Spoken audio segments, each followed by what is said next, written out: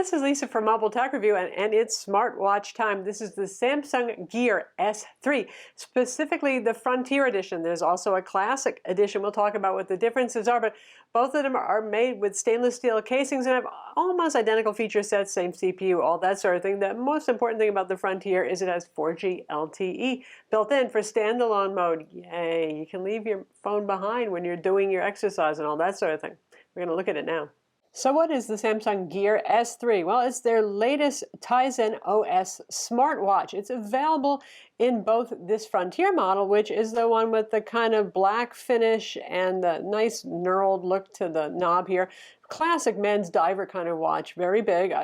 But the Classic model also is pretty big, silvery, with a leather band. This one has a rubbery band. Now, if you want to change bands, 22mm bands, interchangeable, easy enough to do. The rubbery bands cost $30, leather bands are $40, which is a bargain compared to Apple Watch bands. As you can see on the back here, it says 316L stainless steel, so it's a nice, durable, well-made watch. And this is your heart rate monitor here. 46mm bezel, so it's pretty big at 1.3 inches, a little bit bigger than the Gear S2, which was 1.2 inches. Clearly, this is a big and chunky watch, too big for somebody like me. Even though I'm almost 6 feet tall, well, I don't have the bone structure to wear this well, and even some men who don't have big bones might find this to be too big. But you know who you are. If you already like big watches, this would be the one for you. We have a speaker built in and a microphone as well. So I'm just going to put on my wrist so you get an idea of the size on me. And it's pretty huge, right? The cat actually tried to chew it off my wrist. I've worn so many different smartwatches, this never happened. He looked at this one, he's like, what is that? He gave it a try, chomp chomp. Happily, he stopped pretty quickly. So the watch runs Samsung's own Tizen OS, which is an operating system that I have enjoyed quite a lot. Actually, in some ways more than Android Wear, though. It's going to be up to you. You don't have to use this with the Samsung phone. I've paired this to my Google Pixel XL this time just to make sure that it works quite well with other Android phones, and it has worked well. You will have to go through installing the Samsung Gear app and Samsung S Health if you want to use the health features, and then that will download a couple more plugins and stuff like that. Also works with the iPhone now, but the reduced functionality means I just wouldn't recommend it. Samsung Pay doesn't work, for example. You can't use the App Store to buy apps for the watch. Notification piping is basic. You can't respond to texts and emails, which you can do on this if you're using with Android. Samsung or not, it doesn't matter. Teeny on-screen keyboard, or you can even send voice memos, that sort of thing. So the claim to fame for the Gear watches S2 and now the S3 is this rotating bezel, which is brilliant. Now you can use the touchscreen to navigate, and this is a 360 by 360 AMOLED display, perfectly round, no flat tire like on Motorola's, but you can also use this bezel. So if you turn it in that direction, you get notifications here. Now, notifications aren't as paramount here as they are on Android Wear or even the Apple Watch. You'll get a little notification that there's something going on, and that's about it. With Android Wear, it really lets you know. And if you go in this direction, you can swipe through your favorite applications. Yes, it's really this warm in January here. Huh. So you can add contacts for quick messaging. If you want to create a reminder, it's going to tell you either start talking or you can go to the keyboard. So you have this on-screen keyboard right here, but wait, there's more. Rotate it, and you can actually draw characters here too. So a couple of different ways to input text, which is neat.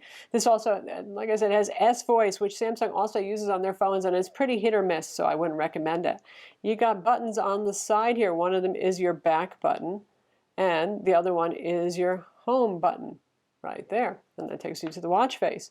This is one of the standard watch faces. It's pretty nice, called Chronograph, and if you press and hold, like every smartwatch, you can cycle through all the pre-installed Samsung watch faces. There are some third-party ones on the App Store too. None of them has really captivated me. So you can go like totally modern and digital looking, or you can go for that traditional look. I think given the very traditional design of the watch, that the traditional watch faces do make a lot of sense. Inside, there's a 1 GHz dual-core Samsung Exynos CPU, 768 megs of RAM, which is a bit more than the usual 512 megs that you see on smartwatches, 4 gigs of storage. You can transfer music to the watch. You can store music on that. 4 gigs. You're going to use your phone to do that. There is Spotify. When it first launched, there wasn't Spotify. Now there is, but it seems you need a premium membership, the pay-for membership, to actually use it on the watch because it considers it streaming to another device. It also can pair with Bluetooth headsets, so you can actually go out running and instead of listening to music on the built-in speaker, which ain't all that, you can actually use Bluetooth headphones while you're jogging and listen to your music, which is pretty cool. There's a 380 milliamp battery inside. The Frontier has 4G LTE. Both T-Mobile and AT&T sell it. The Classic does not, just uses Bluetooth and Wi-Fi. Of course, this is Bluetooth and Wi-Fi too, and they both have NFC. It's used for Samsung Pay. $350 for either model. Of course, your carrier is going to charge you a little something if you decide to go for the LTE model for your monthly wireless fee. This can work in standalone mode, and it makes a certain amount of sense since it has LTE, or you can use it in conjunction with your phone. It will still switch over to LTE if you go out of range of the phone and it needs to pull data. Say you do want to go out for a jog without your phone, it can use the GPS that's built into the Frontier model to track your route and show it to you on screen. And it can pull data and sync, if you wish, with your S Health.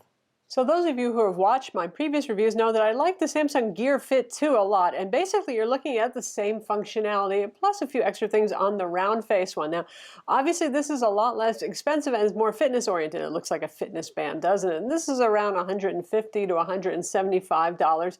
Runs Tizen OS just like this guy here. But for those of you who want something that, well, looks and feels like a watch, obviously and not a fitness band, despite the fact that there's a lot of overlapping functionality here, the Gear S3 models would be the ones for you. As a fitness companion, it's very capable. Again, it does everything the Gear Fit 2 does, and that's pretty comprehensive.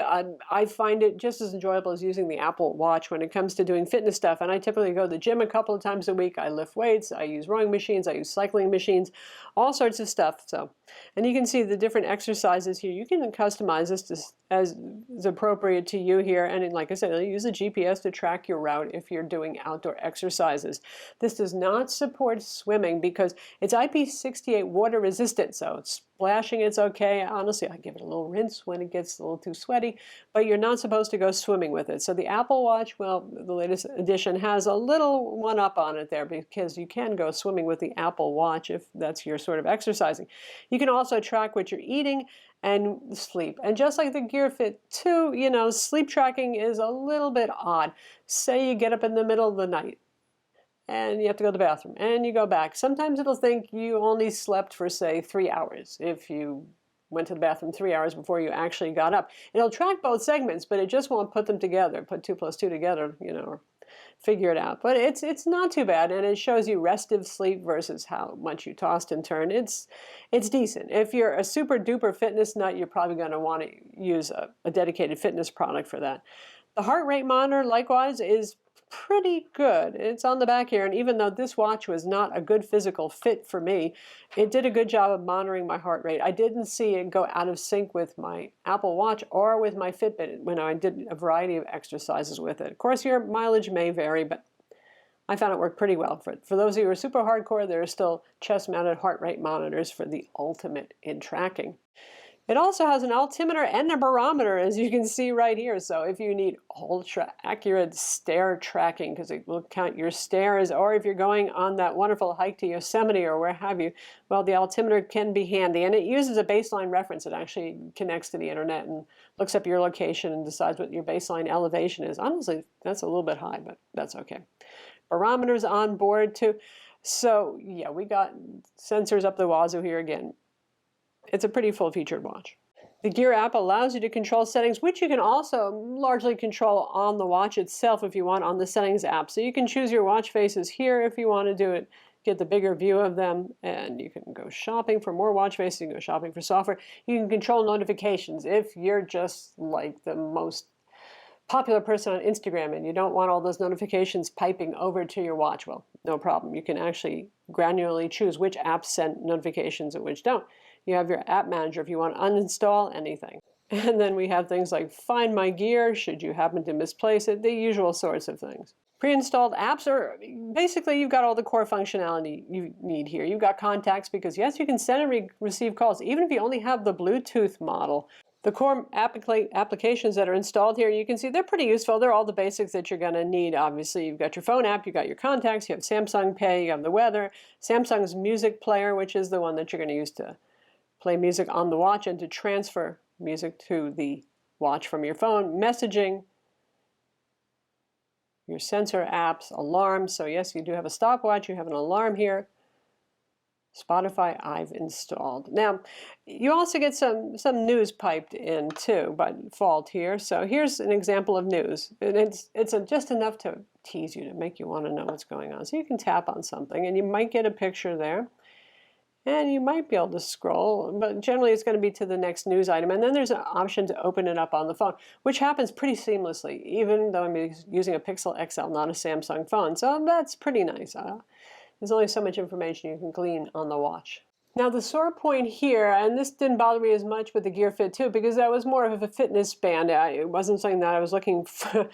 Okay, you see this right here, right now, what's happening? S-Voice, it's listening all the time. It always thinks I'm talking to it, and I'm not. But back to the topic of applications.